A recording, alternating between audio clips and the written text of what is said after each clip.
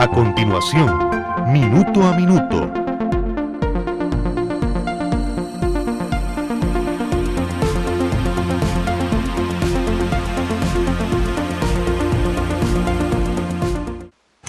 Porque hay noticias que trascienden en el tiempo. Esto es Minuto a Minuto, más allá de la noticia. ¿Qué tal? Muy buenas tardes, bienvenidos a Minuto. Queremos desearle una muy feliz inicio de semana. Tenemos, por supuesto, a una lista de invitados especiales esta semana para que usted pueda siempre complementar las noticias con el análisis y la conversación de temas a profundidad. Y el día de hoy nos honra tener en nuestros estudios a la señora Contralora General de la República, doña Rocío Aguilar, quien también fue secretaria del Consejo Nacional de Concesiones.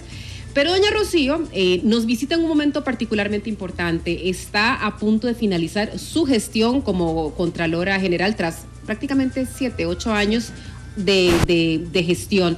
Doña Rocío, bienvenida y muchísimas gracias por estar con nosotros acá en Noticias Reloj. Bueno, muchísimas gracias por la invitación y por la oportunidad de compartir con usted y con quienes nos escuchan una reflexión de lo que son precisamente estos 7 años al frente de la Contraloría General de la República, posición que sin duda alguna le permite a uno tener un profundo conocimiento del país, de sus problemáticas y, por qué no decirlo, también de sus oportunidades. Doña Rocío, al preparar esta entrevista, se lo decía fuera de micrófonos, uno lo que se da cuenta es que finalmente la Contraloría ve todo, absolutamente todo, desde la inhabilitación de un funcionario público, lo que es la fiscalización de las labores de una municipalidad, revisión de presupuestos públicos, temas que tienen que ver con empleo público, etcétera.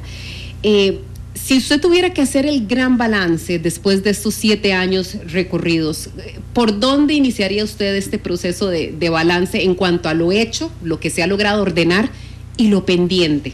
Sí, efectivamente la Contraloría tiene un amplísimo rango de acción, lo cual proviene desde el origen constitucional, donde se le encomendó la aprobación de los presupuestos públicos, lo cual es único en el mundo para los entes de fiscalización superior o las Contralorías. Además, es un jerarca impropio en la materia de contratación administrativa. En algunas otras latitudes lo que existen son tribunales de contratación administrativa. Por supuesto está en el tema en el cual están todas las contralorías, que es el de la auditoría, sean de desempeño, de legalidad, de financieras.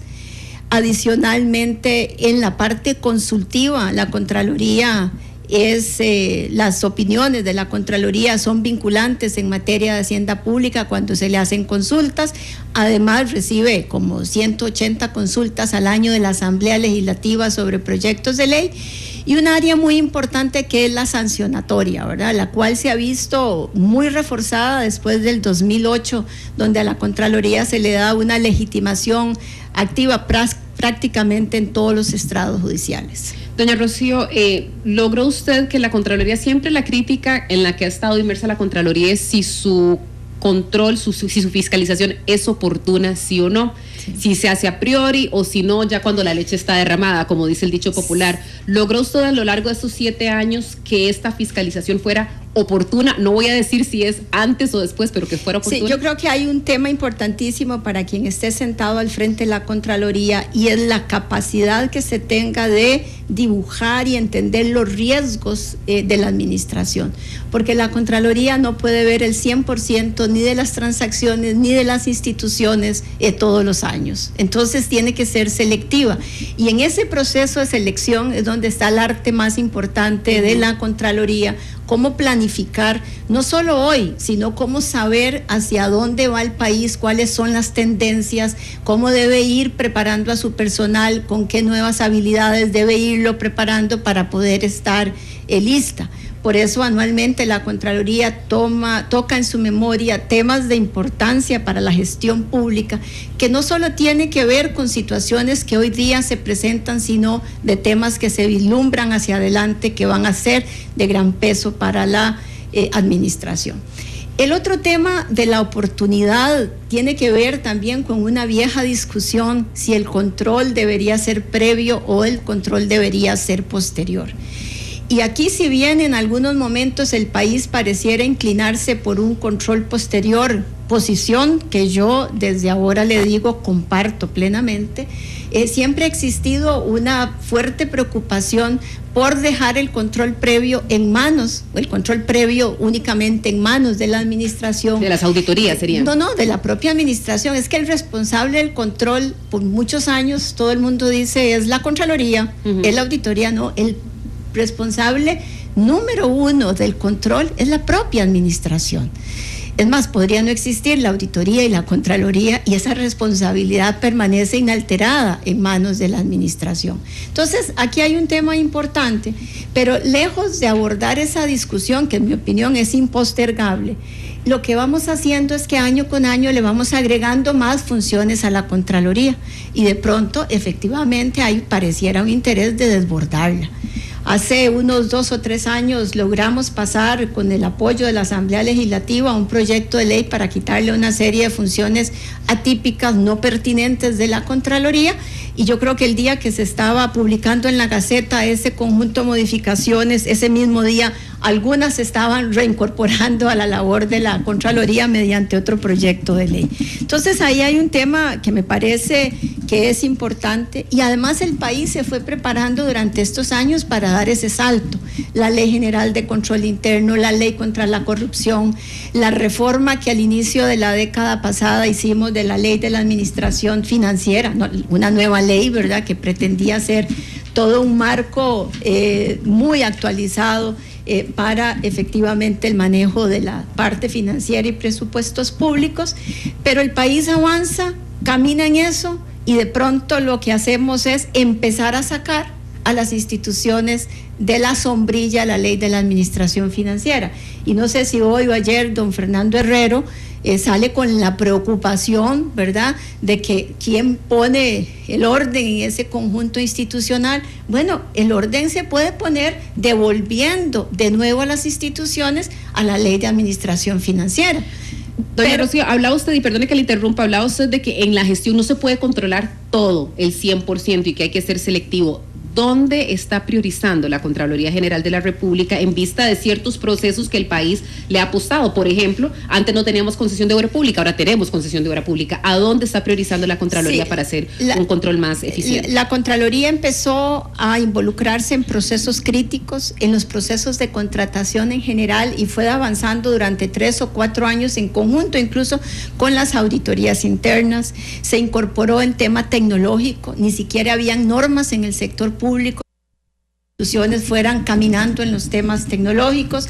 Nos incorporamos en temas de procesos de la administración, en los temas financieros, empezamos a volver los ojos de nuevo a la necesidad de una contabilidad en el sector público para efectivamente tener una buena base para rendición de cuentas, en el tema que para nosotros ha sido de fuerte preocupación, de planificación, de diseño institucional y de empleo público. Todas esas áreas las hemos ido abordando en diferentes oportunidades, con diferentes informes, en foros, en opiniones y sugestiones, con el propósito de poder efectivamente ir atacando problemáticas del sector público. Doña Rocío, por otra parte, ¿está la Contraloría General de la República lista, preparada para una nueva arquitectura de Estado? Finalmente han pasado cosas interesantes a lo largo de esos 7 años. Se abrió el monopolio de las telecomunicaciones, ya entonces no está el ICE, están también ahora las otras empresas proveedoras de servicios de telecomunicaciones. Hubo apertura en el tema de seguros y estamos viendo nuevamente otros actores que coexisten y conviven con instituciones públicas, concesionarios de carreteras, ahora vendrá muelles, etcétera. ¿Está lista la Contraloría para poder fiscalizar al Estado y todas estas instituciones, empresas y demás? La Contraloría efectivamente se ha ido preparando, pero la Contraloría no es suficiente. La que tiene que estar lista es la propia administración. Aquí pareciera que se nos ha olvidado que el control primario es de la administración. O sea, no es posible, digamos, sacar adelante un proyecto, llámese una carretera, una concesión, cualquiera de estos proyectos, si la administración ni siquiera se ha preparado para cómo controlar y supervisar esa obra. Entonces, en este país nos acostumbramos, como digo yo, a delegar Contraloría, sea usted el que ejerce esa función. No, la función primaria es de la propia administración.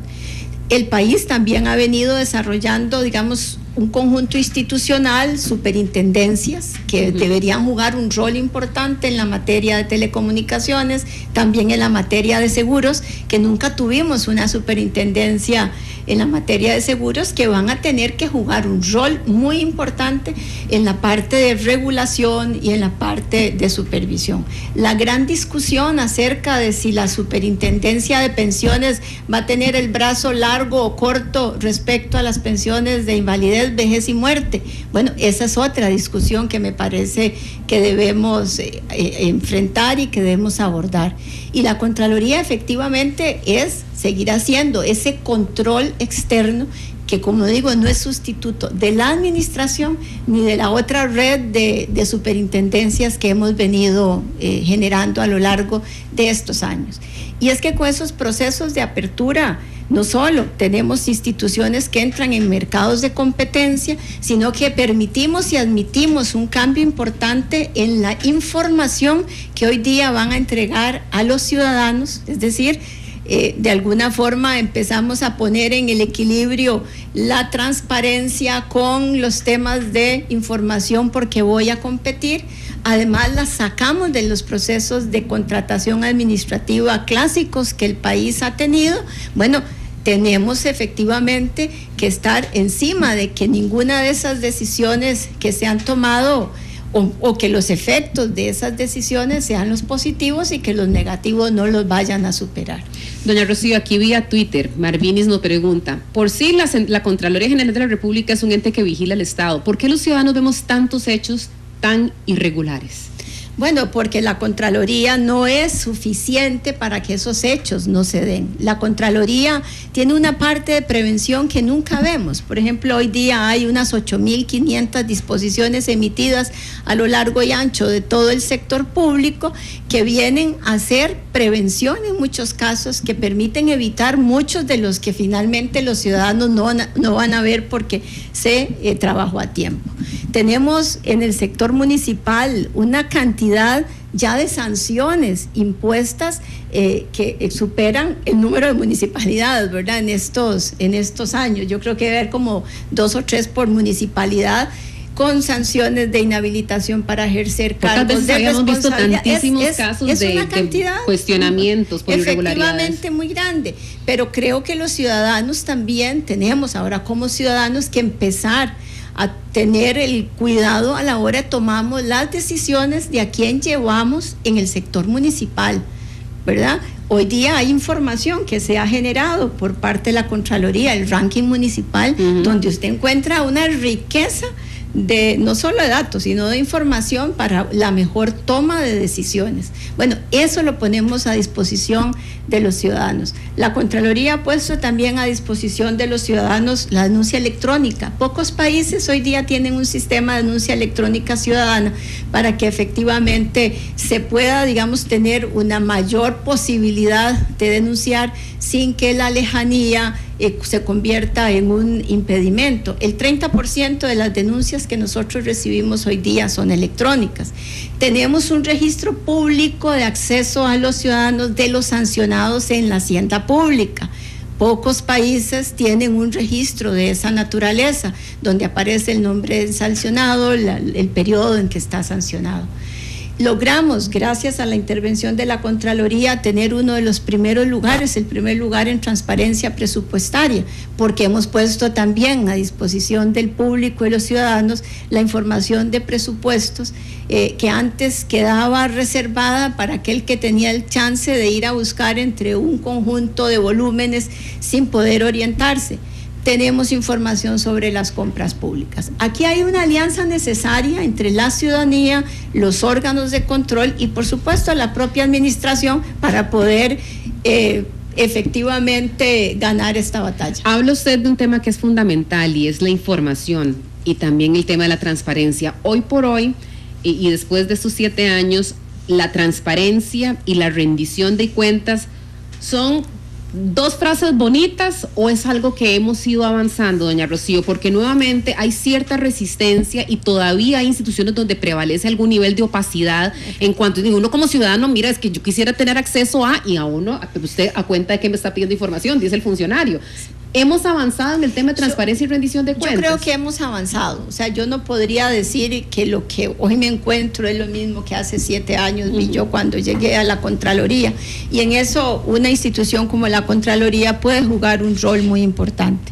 Y yo en ese no es un binomio, yo le hablo del trinomio indisoluble de la rendición de cuentas, y como alguien dice, no de cuentos. El segundo tema de la participación ciudadana, hay una mayor actividad de parte del ciudadano, se exige de forma inmediata, no es que una semana después la gente se enteró y vino y exigió en línea prácticamente de cualquier decisión que tome la Contraloría o cualquier institución, inmediatamente está el ciudadano. Y un tercer elemento es el de la ética. Estamos realmente haciendo un esfuerzo institucional, y espero que sea así, para que ese trinomio efectivamente venga, digamos, a decantarse y a tener al final del camino una administración pública cuyos valores efectivamente estén orientados al servicio público y a la atención del ciudadano.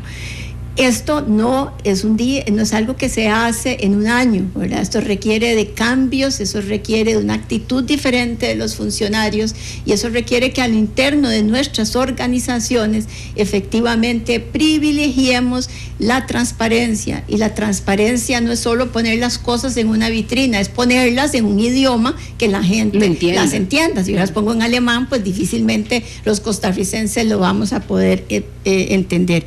Ponerlas oportunamente y ponerlas orientadas de tal forma que la gente pueda tomar las decisiones más oportunas. Doña Rocío, cuando uno piensa en el Estado, qué tirada, porque uno termina pensando en un paciente y el paciente está enfermo. Pero bueno, nuestro Estado es particularmente complicado. Y cuando trato de entender a la Contraloría General de la República, porque bueno, amigos oyentes, al igual que ustedes, yo aquí estoy aprendiendo sobre una institución particularmente compleja. Pienso en algo así como el que le hace a uno las imágenes, ¿verdad? Le hace TAC, le hace ultrasonido, le hace todo este tipo de imágenes para llegar a una especie de diagnóstico y recomendar algunas acciones. Sí. Eso es fundamentalmente lo que hace la Contraloría, también tiene que sancionar en algunos extremos. Si usted tuviera que llegar y emitir un diagnóstico de esto llamado Estado costarricense o instituciones del sector público costarricense, ¿a dónde empieza el mal?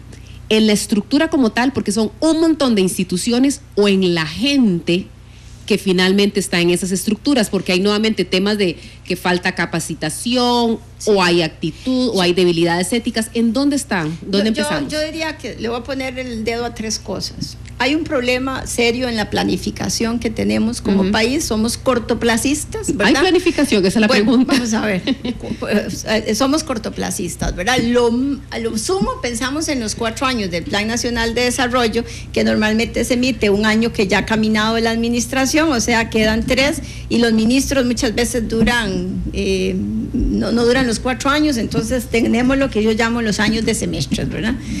Entonces, la planificación es un problema bastante serio, aunado a esto, al tema del presupuesto, que hay una desvinculación entre el presupuesto y la planificación. Yo he abogado, no digo que sea lo correcto, pero he abogado para que presupuesto y planificación estén juntos, ¿verdad? Para que efectivamente lo que nos estamos comprometiendo como planes tenga los recursos. El otro segundo tema tiene que ver con el diseño del Estado y lo que yo llamo la estructura de este Estado, que es un Estado abigarrado. Durante muchos años empezamos a crecer en una cantidad increíble de programas, aprobamos leyes para dar garantías y derechos, y se nos olvidaron 2 cosas. Uno, que esa estructura obligaba a revisar si la estructura actual había que modificarla, quitarla, cambiarla, fusionarla, y lo que hacíamos era que agregábamos nuevas instituciones. Y el otro tema que se nos olvidó en ese diseño es darle los recursos para que efectivamente fueran viables todas estas aspiraciones que como Estado tenemos. Esto pues nos está llevando ya desde hace no sé cuántos años a discutir sobre la famosa reforma fiscal del Estado.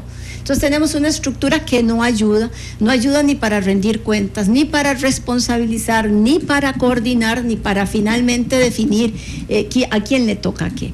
Hay un ejemplo que me tocó ver un día de estos. Yo siempre pensé que mi ejemplo clásico era cultura. No, hay un ejemplo de todo el sector ambiental y agropecuario, que simplemente hacer el dibujo ya de por sí es complicado, y en esa maraña institucional y legal, saber quién es el responsable de qué no deja de ser una enorme complejidad. Entonces, diseño institucional, planificación, presupuesto, diseño institucional o estructura. Y el tercer tema que yo tengo, no sé, desde el 2006, 2007 estar abordando es el del empleo público.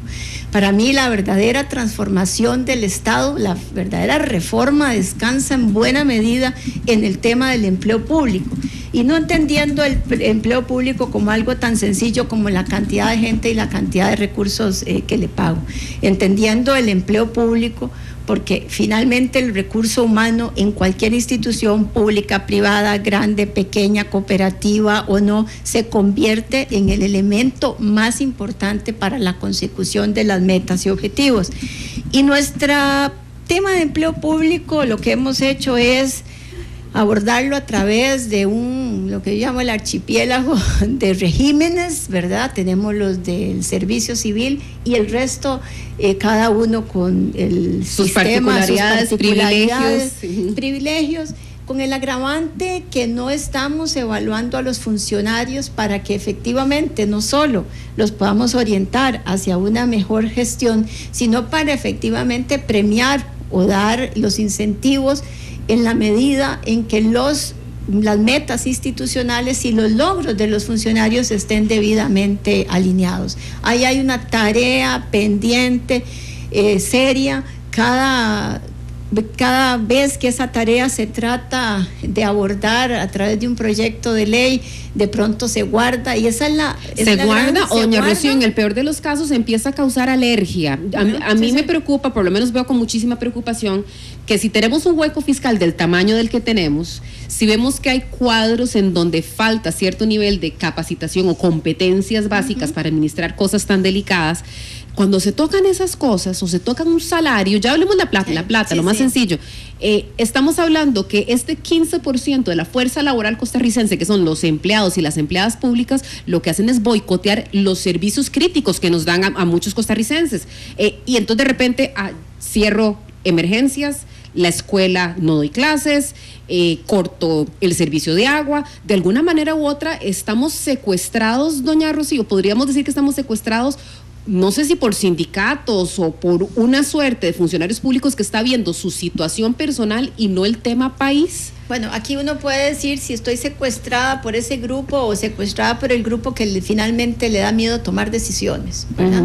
Porque es tan serio una como la otra. O sea, cualquiera de nosotros que estamos frente a una institución y tenemos que tomar decisiones, siempre nos vamos a tener que enfrentar, ¿verdad?, ante el costo de tomarla hoy por el beneficio futuro. Bueno, entonces no podemos dejar de lado que eso es un tema muy importante.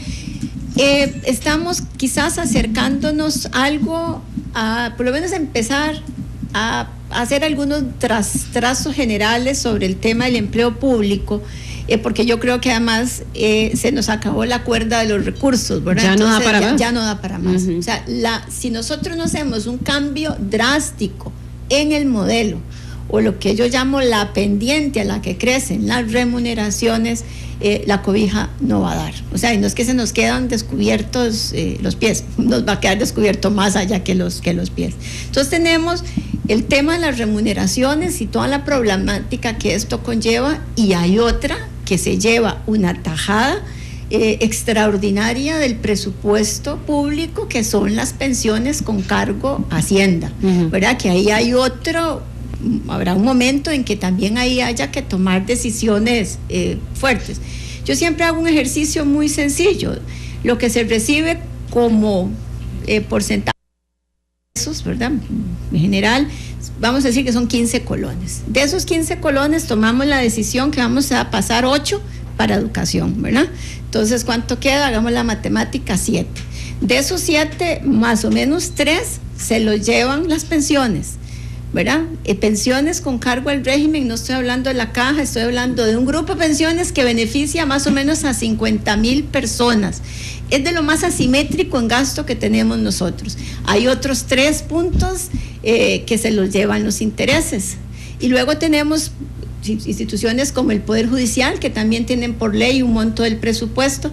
Ya ahí entramos en números negativos hace un ratito y nos quedó por fuera seguridad, salud, infraestructura. Entonces, efectivamente hay un problema, o subimos los 15, ¿verdad? Los 15 como ingreso tributario, o efectivamente hacemos un reacomodo de los de esos montos. Desde su perspectiva, es una combinación, ¿verdad? Desde su perspectiva, doña Rocío, ¿hay miedo o cierta desidia de los gobernantes, y eso ha sido histórico? Usted le ha tocado trabajar en 2 administraciones, en 3 administraciones más bien, de tocar temas como, hay que tomar medidas fuertes. Estamos considerando la posibilidad de hacer movilización o despidos de empleados públicos. ¿De qué estamos hablando? Eso fue... Ya que la cobija no da para tanto, ¿verdad? Sí, yo por eso le digo, yo no puedo circunscribir a un tema de la cantidad y que hay que movilizar o no movilizar. ¿Por qué? Porque cuando el país toma las decisiones de empleo únicamente por un asunto de tamaño, puede caer, como le sucedió en el pasado, de hacer una movilidad laboral que lo que viene es a restarle parte del músculo que tiene el propio Estado. Entonces no es un asunto de movilidad. Yo, con un poco reconociendo lo complejo, y como decimos nosotros, don Eduardo Lizano es el que ha acuñado ese término del nadito perro, yo diría que un asunto que se puede hacer es decir, bueno, funcionarios de nuevo ingreso al sector público entran bajo estas condiciones. Con otras condiciones. Segundo, que efectivamente haya una rectoría. La rectoría no quiere decir que alguien le va a decir cuánto gana cada funcionario en cada institución, pero que cuando alguien va a tomar una decisión de generar un nuevo plus en la administración pública, haya efectivamente una política de carácter público que diga, mire, un momento, si usted va a generar un plus, dígame cuáles son los recursos con los que cuenta, cuál va a ser el impacto de ese plus. ¿Es un plus para toda la vida? Es más, deberíamos como los que existen, para toda la vida. Como los que existen, y perdonen los funcionarios públicos porque nuevamente estoy hablando de su arroz y sus frijoles, y yo sé que obviamente eso puede llegar y causar muchísimo escozor, pero aquí hay gente que tiene el salario base más las anualidades, que si le dieron un cursito de algo, ya entonces ahí empieza a ganar más, que si resulta que si sacó la licenciatura ya le dan más, que resulta que es una persona que llega a tiempo y ya le dan más, que resulta que es responsable. O sea, en el Poder Judicial existe un plus por ser responsable, y yo creo que eso debería ser inherente a cualquier trabajo. Bueno, ahí resulta que le dan un plus por ser responsable. Y por eso no se trata caer entonces en que aquí no va a haber incentivos. Yo creo que va a haber incentivos, pero no pueden ser incentivos automáticos, no pueden ser incentivos que se le pegan, digamos, para el resto de la vida. Y yo creo que pues nos puede preocupar la operación arroz frijoles, ¿verdad? Arroz y frijoles, pero lo que nos vamos a quedar es sin plato siquiera, ¿verdad? Todos no vamos a quedar sin arroz y frijoles. Efectivamente, ni plato nos va a quedar. Entonces, hay que tomar estas decisiones con una enorme seriedad. Cuando el Estado dice, no crece más el empleo público, bueno, usted le está pasando esa misma receta de no crecer a instituciones que necesitan crecer. ¿Por qué? Porque pueden estar creciendo en servicios, porque efectivamente están prestando una buena atención, porque le han incorporado nuevas funciones. Igual receta que uno que le estarán sobrando 3,000 o 4,000 funcionarios, porque hace varios años tomamos una decisión de cambio de modelo y nos quedamos a mitad de camino. Entonces hay que tener mucho cuidado, que esto no se trata de decir aquí no crezco más, se acabó todo esto, porque podemos generar también una estampida de un buen músculo que hay en el sector público. ¿Dónde el sector público está hipertrofiado, doña Rocío, desde su perspectiva? Porque hay instituciones que han crecido demasiado, mucho más allá del beneficio que le reportan a Costa Rica como sociedad. ¿Cuáles están hipertrofiadas y cuáles más bien no se han desarrollado conforme a lo que necesita el país? Y eso es importante porque hemos hecho cambios, ¿verdad? Los cambios de apertura, una serie de modificaciones en estos años, y no hemos tocado ese diseño. Por ejemplo, el concepto de órganos desconcentrados, que tuvo un fue muy valioso posiblemente en su momento, porque quisimos de alguna manera de tener en un órgano mucho más cerca a la toma de decisiones, etcétera. Pero entonces dejamos al ministerio con todos los funcionarios, empezamos a hacer unos órganos, duplicamos gente y además duplicamos funciones, porque cada uno de esos órganos tienen funciones administrativas. Entonces se encuentra a la asesoría legal en el ministerio y las 12 o 15 que hay en cada uno de los órganos, tiene la misma gente haciendo temas de recursos humanos o planillas, proveedurías, que ese es el otro ámbito. El país ha intentado avanzar en los temas de compras electrónicas y lo más que hemos hecho es que entonces no avanzamos en un sistema, sino que empiezan a nacer una serie de sistemas, ¿verdad? Y que no todos son los fuertes. Entonces, yo creo que ahí hay que sentarse cuáles instituciones ya cumplieron efectivamente un rol, cómo las podemos fusionar, porque pueden haber actividades o funciones de esa institución que sigan siendo relevantes y que incluso hoy día sean más importantes, como la planificación urbana, de lo que eran en el pasado, que hoy vivimos realmente un tema caótico en ese campo.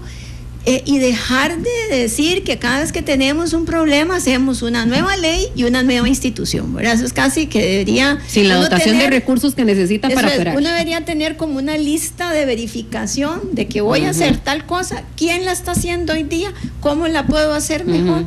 Bueno, ¿y quién está haciendo eso hoy día en Costa Rica? ¿En el Estado costarricense? Yo creo que debería ser una función propia, no solo de lo que cada institución pueda hacer hacia adentro, sino de ordenamiento del Estado, donde planificación, por ejemplo, debería jugar un rol súper importante. Doña Rocío, la semana pasada tuvimos, y he citado esta entrevista en varias ocasiones porque fue esclarecedora en muchos de sus alcances, con dos magistrados de la Sala Constitucional, don Fernando Cruz y con don Fernando Castillo. De alguna manera u otra ellos decían que en la Asamblea Legislativa se legisla por ocurrencias.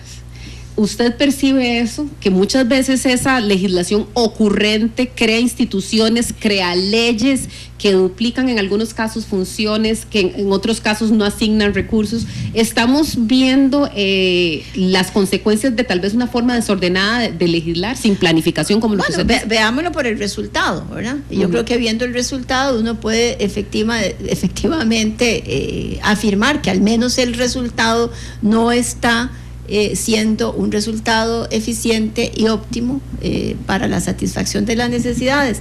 ¿Qué está pasando efectivamente al momento de legislar? Ley de tránsito es uno de los ejemplos clásicos que yo creo que se van a poder usar en la literatura, en las escuelas de derecho de aquí en adelante, ¿verdad? Respecto a lo que puede ser o no una ley, con todas las implicaciones que eso efectivamente tiene. Toda esta discusión alrededor del tema fiscal, ¿verdad? Y el tiempo que el país le invirtió durante los años en que fue presidente don Abel Pacheco, y lo que mediante una vía rápida, como decimos, rapidísima, ya tenemos no sé cuántos meses de estar con eso pendiente. Efectivamente, ese problema que uno puede decir, hay una génesis desde la propia formación de la ley, pero no solo la formación en cuanto a lo que es esa nueva ley, sino a las implicaciones que tiene en el resto de leyes vigentes y de funciones, que creo que ese es un trabajo que uno debería decir, mire, para el proyecto de ley, además de los debates y todo lo que tenemos para la formación de la ley, dígame cuánto cuesta. Y dígame de dónde va a conseguir el financiamiento, o bien de dónde puede ahorrar, porque no quiere decir que tenga que ir a buscar recursos frescos, podría ser que reasignar recursos, es un tema que se pueda efectivamente lograr, pero debería ser como un ejercicio, no solo el de la constitucionalidad de las leyes, sino efectivamente de la viabilidad que finalmente una ley de esas tiene para insertarse en el aparato público costarricense. Señora Contralora, además del tema del empleo público, uno que preocupa cada vez más a los costarricenses es la corrupción, la ética en la función pública. Hablábamos antes de entrar a esa entrevista, que por lo menos yo no recuerdo otro periodo en donde tantos alcaldes habían sido separados, en donde ha habido tantos cuestionamientos a la gestión de recursos, de fondos públicos. Caramba, estamos hablando precisamente desde expresidentes, ministros, un montón de casos en donde ha habido cuestionamientos en cuanto a la ética en la función pública. ¿Cuál es su apreciación desde la Contraloría General de la República? Porque entonces ya no está solamente el tema de la ley y los recursos, sino también el cómo cada individuo que está en la administración hace su trabajo. Sí, aquí yo creo que hay, no puedo dejar de lado que lo que también ha cambiado en estos años es que hay una mayor denuncia, ¿verdad? ¿Cuántas cosas podrían estar sucediendo en el pasado que no eran denunciadas o que incluso no eran vistas como un acto irregular o un acto corrupto? No son actos, no, sino que pueden estar pasando de hace rato. Están pasando, ¿sí? Entonces no hay un corrupciómetro, ¿verdad? Que diga uno, excepto lo que puede hacer por mera percepción, que realmente mida si estamos... ¿cuánto de la cantidad de corrupción que vemos hoy día se debe a que hay una mayor denuncia, una menor tolerancia hacia la corrupción, y cuánto que efectivamente hay una mayor corrupción?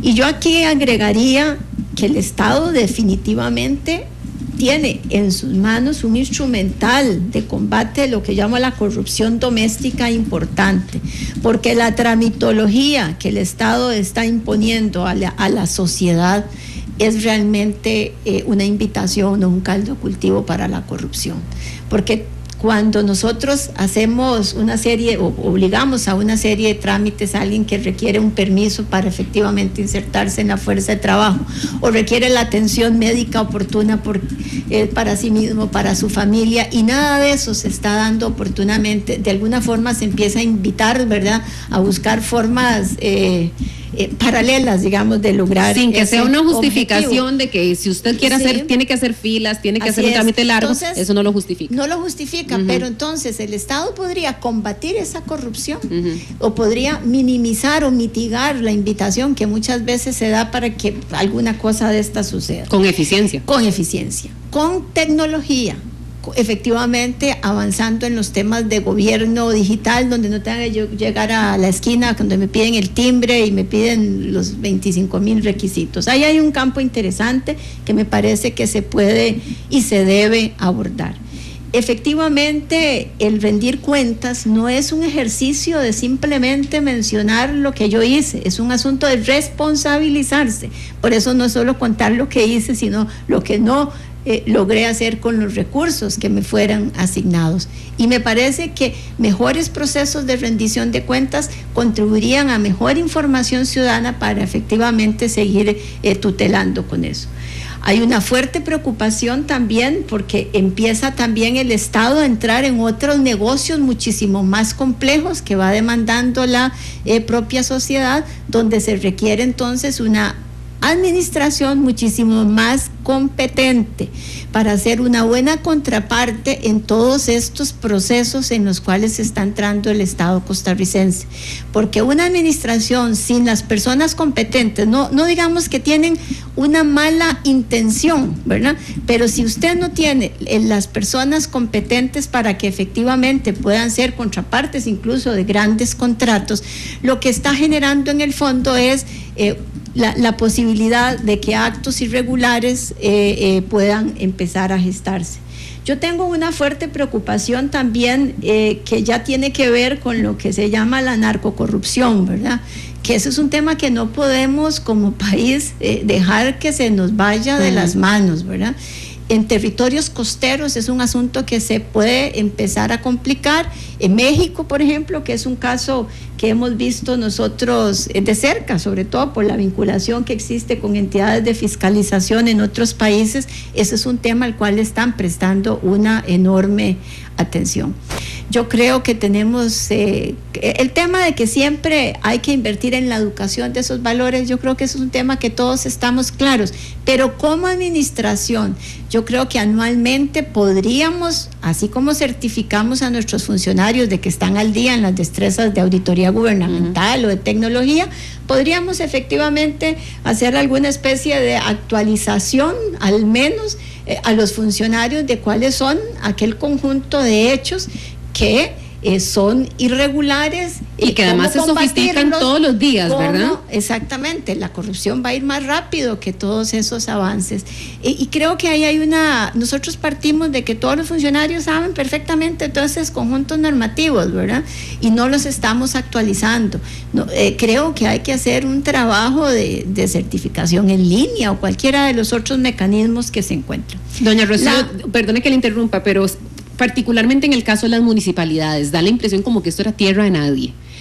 Cuando uno ve tantos casos de ustedes le ordenaron, por ejemplo, recuerdo a un alcalde, al de Osa, que devolviera 59 millones de colones por una ejecución que hizo de fondos allí que era dudosa. Se ha removido su cargo a varios alcaldes. Este es un tema no solamente porque pueden venir con buena disposición y uno no va aquí, por lo menos desde estos micrófonos no vamos a discutir la honorabilidad de esas personas, pero además de ser competentes está el tema de nuevamente conocer cuáles son esas cosas en las que se cruza la calle y ahora incurrimos en corrupción. Es también una debilidad desde el punto de vista de partidos políticos que premian a personas que han estado en militancia, pero no poniendo a personas que tienen la competencia y la capacidad para administrar. Dos cosas ahí. Yo creo que hay que hacerle una revisión, que es otro de los pendientes del Código Municipal, ¿verdad? Aquí hay temas del Código Municipal que podrían contribuir mucho a una mejor gobernanza del sector municipal. Creo también que los partidos políticos deben mejorar la tarea, ¿verdad? De cómo llevar de la mano o cómo contribuir efectivamente a que cada vez más personas, más y mejores personas puedan ir a la administración. Los ciudadanos no podemos dejar eso en manos, es demasiado importante dejarlo solo en manos de los partidos políticos. Yo diría que los ciudadanos tenemos que ser muchísimo más beligerantes posiblemente en nuestras comunidades a la hora de que efectivamente se vienen a elegir esas autoridades. Ha habido cambios, yo diría que positivos. El Tribunal Supremo de Elecciones antes no permitía que se cancelaran credenciales por hechos acaecidos en un periodo anterior. Ha habido un cambio en eso, por eso es que incluso estábamos en un terreno de completa impunidad, porque como el hecho irregular ya había pasado, ya no pasó nada. Entonces nada más se apuntaba la regañada, ¿verdad?, en el cuaderno de conducta. Bueno, eso hoy día ha cambiado. Me parece que tiene que darse todavía mayores cambios. Ojalá que la inversión, la deuda política y el monto importante que el país invierte para fortalecer la democracia en ese sentido se pueda también destinar en una mejor formación de esos cuadros. Son las 12:48, estamos en Minuto a Minuto conversando con la señora Contralora General de la República, doña Rocío Aguilar. Vamos a hacer una breve pausa comercial y cuando regresemos continuamos con esta entrevista. Cuando la noticia va más allá, Minuto a Minuto. Ya regresamos con Minuto a Minuto.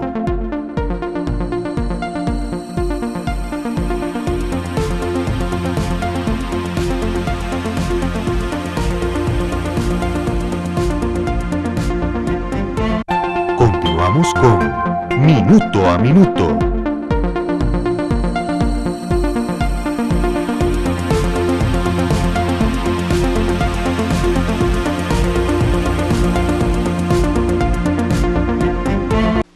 Cuando la noticia va más allá, Minuto a Minuto.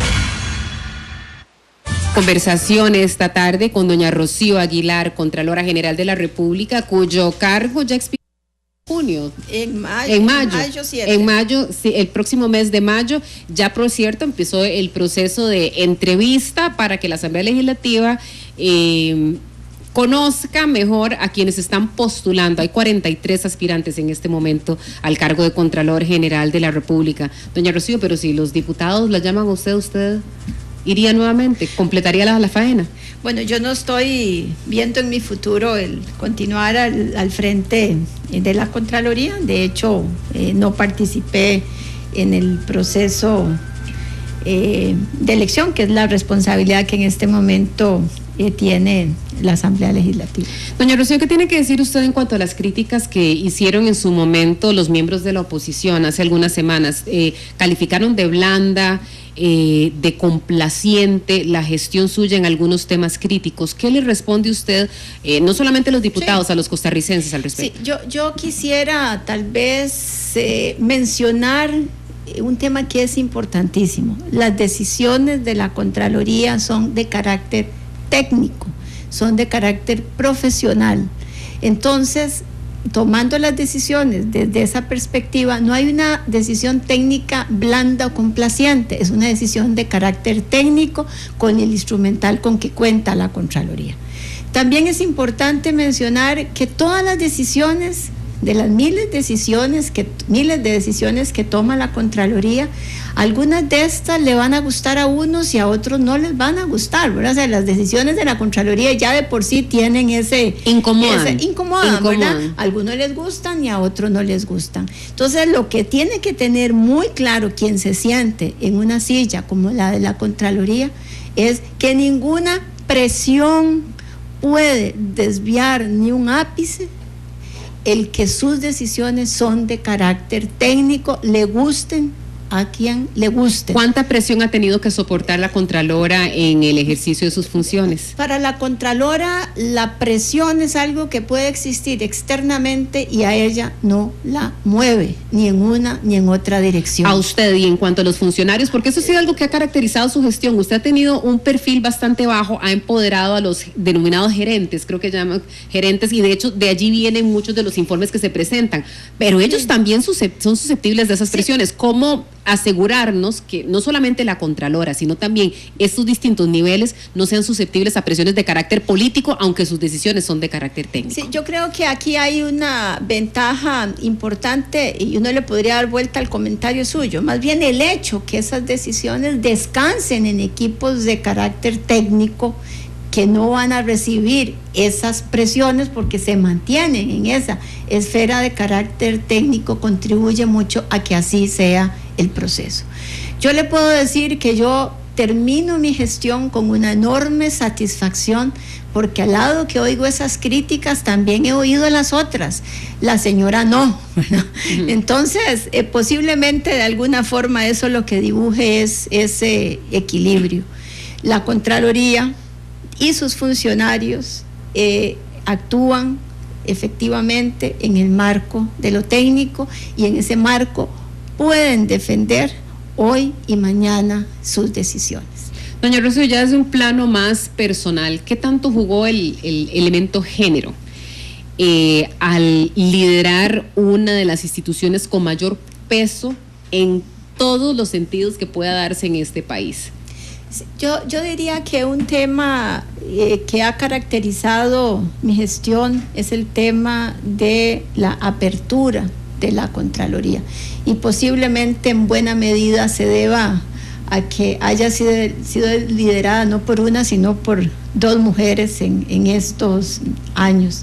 Segundo, hemos tenido una visión de que la Contraloría es muy importante para el país, pero que tiene que tener un gran equilibrio para que en ningún momento el poder que tiene la Contraloría pueda tener una implicación negativa para los ciudadanos y para el desarrollo del país. He tenido con el equipo gerencial de la Contraloría, con todo el equipo, una excelente relación en estos años, caracterizada no solo por ese alto profesionalismo, sino posiblemente por esa característica que el género nos inyecta en lo multifacéticas y lo comprensivas que somos, no solo de los temas que son técnicos, sino de las sensibilidades propias de nuestros funcionarios y de todos los ciudadanos a los que yo he recibido siempre esperando poder dar una respuesta positiva a sus necesidades, una Contraloría muchísimo más abierta que lo que había sido en el pasado, donde se combina no solo una mayor exigencia a este papel de la Contraloría, sino posiblemente al estar, o al ser sus dos jerarcas efectivamente mujeres. Doña Rocío, en este país independencia se ha interpretado como que yo no me meto con nadie y nadie se mete conmigo.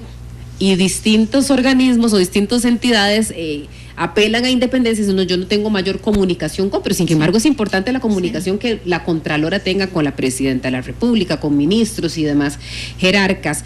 ¿Cómo ha sido ese proceso de comunicación suyo con distintos jerarcas a distintos niveles, sabiendo nuevamente que usted se ha resguardado de no estar en el ojo público, doña Rocío, y sin que eso se malinterprete como que a mí me puedan permear con intereses de carácter político o de alguna institución, qué sé yo, en el caso de concesionarios? Yo diría que la independencia y la autonomía tienen un correlato que es la responsabilidad, ¿verdad? Usted no tiene autonomía e independencia aislada del proceso y la obligación de la responsabilidad.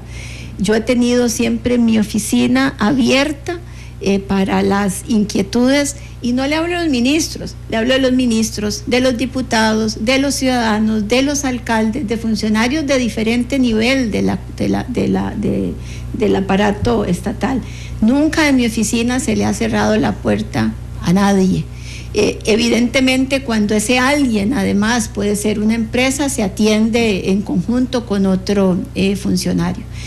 El haber atendido todos estos años, todos esos problemas y todas esas personas, lo que me permitió fue una mayor comprensión del aparato público y de las cosas que podía hacer la Contraloría para contribuir a que la acción pública fuera mejor. Doña Rocío, su preocupación fundamental ahora que se va, un tema que tal vez usted no pudo tratar, pero que le hubiera gustado entrarle porque usted siente que es urgente. Yo creo que la discusión que a mí me quedaron dos tareas pendientes.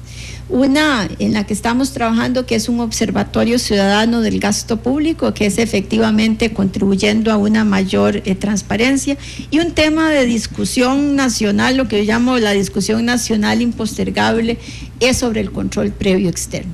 ¿Debe la Contraloría seguir refrendando los contratos administrativos o debe seguir al menos siendo el refrendo la figura que hoy día está planteada, figura que además se desarrolla en el momento en que ya hay un contrato válido entre las partes?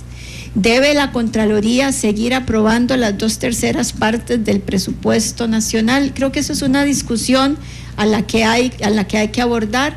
Nosotros la teníamos dentro de la estrategia de la Contraloría. De hecho, durante los años anteriores hicimos foros con la academia, foros con los políticos, foros hacia lo interno y externo de la Contraloría, y hay bastante que se ha documentado sobre eso.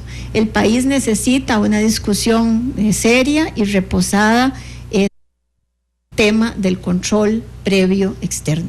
No dar esa discusión, lo que nos vamos a seguir es trasladándole cada vez responsabilidades que son propias de la administración a la Contraloría, y la Contraloría creyéndose la que efectivamente las puede asumir, a pesar de que cada decisión que está asumiendo en ese plano no solo debilita a la propia administración porque no la asume, y al final todos tienen el estribillo: fue culpa de la Contraloría porque me lo aprobó o porque no me lo aprobó, pero nunca de la propia administración, que tomó las decisiones, en algunos casos de forma tardía, y siempre tenemos a quien endilgarle esa responsabilidad. Al principio de esta entrevista, doña Rocío, usted decía que había instituciones y personas que trataban de abrumar aparentemente a la Contraloría. ¿La abrumaron a usted como Contralora? Más bien tratamos y lo logramos de eliminar más o menos 70 funciones atípicas. Tenemos listo, y deberíamos en los próximos años, digo deberíamos, lo hablo como Contraloría, no necesariamente en lo personal, de mandar el siguiente proyecto a la Asamblea para seguirle quitando a la Contraloría una serie de funciones que no agregan valor público, que es lo más importante. una función que ni es típica del rol de la Contraloría ni está agregando valor, y a lo sumo lo que está contribuyendo es a un mayor retraso en la toma de decisiones por parte de la administración. El 8 de mayo, ¿dónde va a estar doña Rocío? Probablemente en una playa. ¿Dónde la va a pescar su primer día fuera de la Contraloría? En una playa difícilmente encuentran a la Contralora. La Contralora es más de montaña. Bueno, yo creo que lo primero que tiene que hacer uno cuando llega el 8 de mayo es poner en orden su diario, ¿verdad? Yo he llevado durante todos estos años, a la par de mi agenda, un diario de todas las actividades que hago. Creo que un buen repaso de todos esos días al frente de la Contraloría, algunos más intensos que otros, pero cada uno de esos días he tenido la satisfacción y el privilegio que en cada uno de esos días he tratado no solo de que haya una mejor Contraloría, para lo cual he contado con una subcontralora que ha sido una mano derecha, izquierda y todo en este proceso, sino con unos excelentes funcionarios, y esos excelentes funcionarios son los que le van a quedar para aquella persona que hoy día asuma, o la persona que asuma posteriormente este cargo. Un repaso sobre todos estos años, día por día, creo que me va a ayudar a tener una mejor comprensión sobre dónde puedo y cómo puedo seguir aportándole a este país en el futuro. Regresa al sector privado, doña Rocío. Usted trabajó durante muchos años en banca, estuvo también en CONACYF. 20 años de sector privado. No tengo en este momento una decisión tomada sobre lo que vaya a hacer. Creo que esa reflexión y esa mirada a todos estos años posiblemente va a contribuir muchísimo a decidir hacia dónde voy a apuntar hacia adelante en mi energía. Y después de todos estos años, todos los procesos que a usted le ha tocado supervisar, en algunos casos reprimir, incluso algunos, dar una reprimenda a algunos funcionarios, ¿tiene todavía usted fe de que el Estado costarricense puede salir adelante y que puede ser uno eficiente, doña Rocío? ¿O eso es sencillamente una frase bonita, pero no lo vamos a lograr jamás? No, yo creo que eso lo tenemos, lo vamos a tener que lograr, nos guste o no nos guste, porque las demandas ciudadanas, por un lado, y los escasos recursos que el Estado tiene frente a sus compromisos y aspiraciones, va a hacer que en algún lado haya que resolver la ecuación. Y yo no veo al Estado costarricense o a Costa Rica pensando en algún momento en que algunos de estos temas tan positivos que el país tiene vaya a renunciar a ellos, ¿verdad? No pareciera que esa sea la forma del actuar costarricense. Ese conjunto de valores que como sociedad hemos acrisolado durante todos estos años no nos van a permitir que esa sea la decisión. Así que a brincos, empujones, moretones, en algún momento vamos a ir mejorando. Creo que el proceso contencioso administrativo, cuyo código se pone en vigencia a partir del 2008, presenta el mayor reto para esa débil administración, porque hoy día o cada día que pase es menos aceptable, digamos, esa conducta administrativa por parte del administrado. Doña Rocío nos acaba de lanzar el tema para la parte 2 de esta entrevista. Así que tenemos N cantidad de temas, pero doña Rocío, muchísimas gracias porque sabemos que nos reservó ese tiempo en medio de su ajetreadísima agenda. Muchísimas gracias por haber estado con nosotros. Muchas gracias. Y por supuesto que agradecemos la compañía de cada uno de ustedes. Si llegó tarde a esta conversación, en cuestión de minutos estará en nuestra página web www.radioreloj.co.cr, y recuerde que también estaremos a partir de las 10 de la noche en Canal 2 de Central de Radios. Que tengan una feliz tarde.